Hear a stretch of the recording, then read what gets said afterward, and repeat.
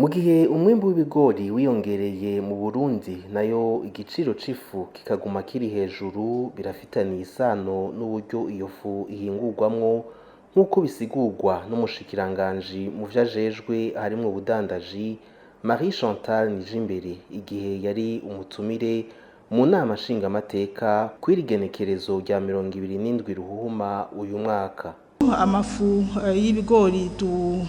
dufungura hano mu gihugu cacu Burundi haramwe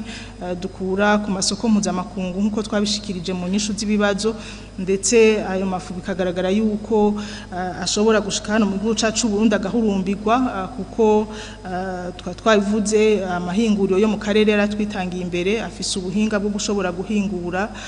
ivyo binyantete buteye imbere, ndetse bobo si no guhingura ibinyantete gusa no mwirima barafise ubuhinga bakoresha kugira ngo ivyo bigori bishobore kwegeranywa nayo mahinguriro vyumye neza gutyo bigaheza bigahingurwa bidashobora kononekara. Ifu yabo rero irahumurumbirwa n'abaguzi, ivyo ntitwobideha, ariko nk'amafu akorerwa ngaha mu gihugu cacu Burundi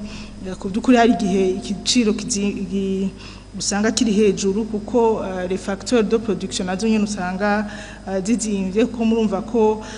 bivana n'ibintu vyinshi, cambere biravana na ibyo bikoresho by'ibanze nk'ibigori kuko ya kilo c'ibigori kigeze ku mafaranga 1,700 canke amafaranga 2,000 ku isoko, uwifu araheza kongera ko ibindi bintu bija muri facteur de production y'ifu nk'ama machine n'ama equipement main d'œuvre aba yakoresheje, ivyo nibiharura uruganda ruheza rugakora kugira ngo rushinge igiciro c'ifu. Umushikiranganji w'ubudandaji abandanya amenyesha ko ubushakashatsi buriko burakorwa kugira intete z'ibigori zishobore guhingurwamwo ibindi harimwo n'ibinyobwa. Uruganda Brarudi nibwo rwafashe iya mbere mu bushakashatsi bwo kuraba yuko intete z'ibigori zitohingurwamwo ikindi kintu c'ikinyobwa gishoboka abantu bashobora kwihereza, ndetse nkabamenyesha ko ubushakashatsi bugeze kure nubwo bwerekanye yuko mu rutete rw'ibigori bazokoresha ibice bikeyi, ariko nta ruhombo ruzohaba bakoresheje 30% y'urutete rw'ikigori, ibisigaye bizohingurwamo indya z'ibitungwa. Ariko si ikinyobwa gikozwe mu bigori gusa, ni ikinyobwa kizoba gikozwe mu gice c'ibigori n'ibindi bongeramo. Rero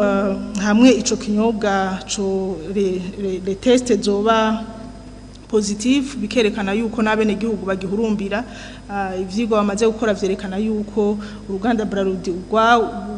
rushobora gukenera hafi amatoni 200,000 ku mwaka y'ibigori. Murumva ko tuzoba duteye indi ntambwe kuko babarimyi bazoba bariko bararima ibigori bazoba baronse naho bashobora kubishorera. Tubibutse ko ikigo c'igihugu kijejwe gucungera ibifungurwa ANAGESA gifise uruhara runini mu gutunganya isoko ry'ibigori mu Burundi, mu kwegeranya no kubika umwimbu kugira ngo igihugu gishobore kuronka ibifungurwa.